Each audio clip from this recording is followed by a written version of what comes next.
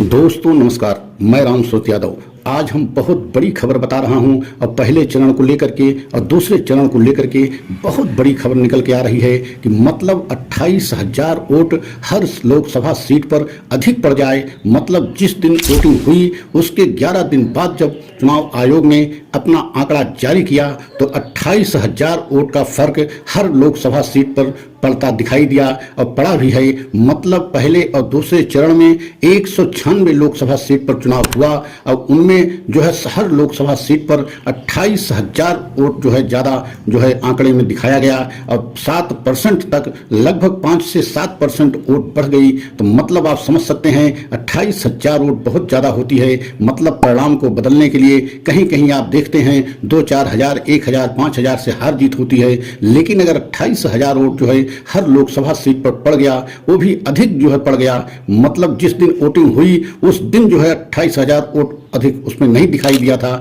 लेकिन जब आंकड़ा 10-11 दिन बाद चुनाव आयोग ने जारी किया तो कैसे जो है 28,000 वोट हर लोकसभा सीट पर, मतलब 196 लोकसभा सीट पर 28,000 जो है वोट अधिक पड़े। मतलब आप कल्पना कीजिए 1 करोड़ 16 लाख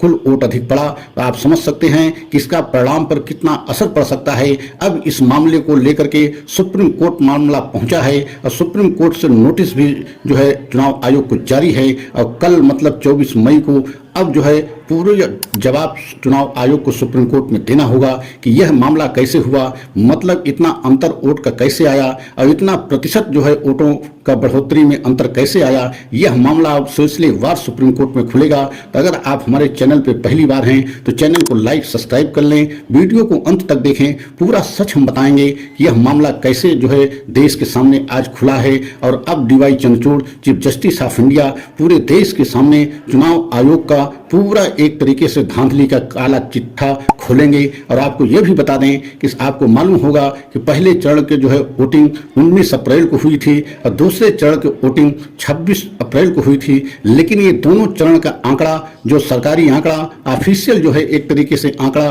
चुनाव आयोग ने 30 अप्रैल को जारी किया। तो आप समझ सकते हैं 10-11 दिन बाद दोनों चरण का आंकड़ा जो जारी किया गया उसमें जो है 5 से 7-8% तक वोट में बढ़ोतरी दिखाई गई और पूरे 196 लोकसभा सीटों में 1 करोड़ 16 लाख जो है वोटर अधिक जो है उसमें दिखाए गए। और आपको ये जानकर हैरानी होगी कि हर लोकसभा सीट पर 28,000 जो है वोटर बढ़ गए। तो आप कल्पना कीजिए कि क्या कहीं न कहीं चुनाव आयोग इसमें बड़ा खेला किया है। क्या मोदी सरकार से मिली भगत करके चुनाव आयोग ने कोई बड़ा खेला पहले और दूसरे चरण में कर दिया है। लेकिन अब मामला जो है सुप्रीम कोर्ट में पहुंच गया है। DY चंद्रचूड़ की अदालत ने इस मामले को गंभीरता से लेते हुए चुनाव आयोग को नोटिस जारी कर दिया है और चुनाव आयोग को अब जो है 24 मई को पूरा इस पे जवाब देना होगा कि किस तरीके से जो है ये मामला सारा जो है पूरे देश के सामने आया और इतने वोट में बढ़ोतरी कैसे हो गई, प्रतिशत में इतनी बढ़ोतरी कैसे हो गई,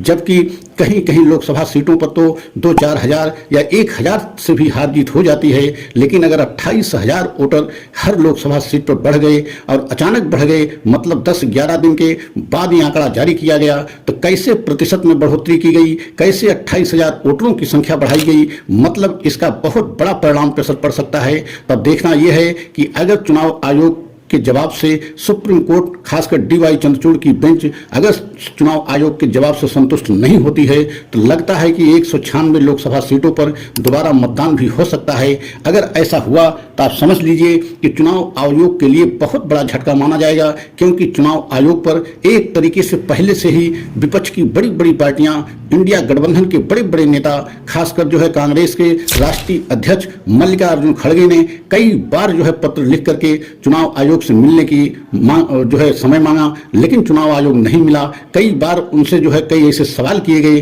उसका भी जवाब जो है चुनाव आयोग की तरफ से नहीं दिया गया। लेकिन जिस तरीके से चुनाव आयोग पर सवाल खड़े होते रहे और अब ये मामला जो पहले चरण का और दूसरे चरण का मामला पूरे देश के सामने आया है, यह बेहद हैरान करने वाला आया है। क्योंकि अगर हर सीट पर 28,000 वोटर अधिक बढ़ गए हैं तो इसका मतलब है कि पहले और दूसरे चरण के चुनाव में बहुत बड़ा खेला हो गया है। अगर ऐसा हुआ है तो आप समझ लीजिए कि सुप्रीम कोर्ट जो है अब किसी तरीके से बख्शने के मूड में नहीं है और सुप्रीम कोर्ट खासकर डीवाई चंद्रचूड़ बेहद इस समय सख्त हो गए हैं और यही कारण है कि चुनाव के दौरान, चुनाव के मध्य चुनाव आयोग के खिलाफ याचिका जब एडीआर संस्था ने लेकर के सुप्रीम कोर्ट पहुंचा और इस पे अर्जेंट सुनवाई की मांग की और जिस पर प्रशांत भूषण वरिष्ठ वकील एडीआर संस्था की तरफ से बहस किए तो DY Chandrachud chief justice of India ने तैयार भी हो गए और तत्काल जो है नोटिस जारी करके चुनाव आयोग को 24 मई को एक तरीके से कोर्ट ने पूरे जवाब के साथ बुलाया है कि आप 24 मई को आकर के पूरा जवाब दें कि इसमें सच्चाई क्या है,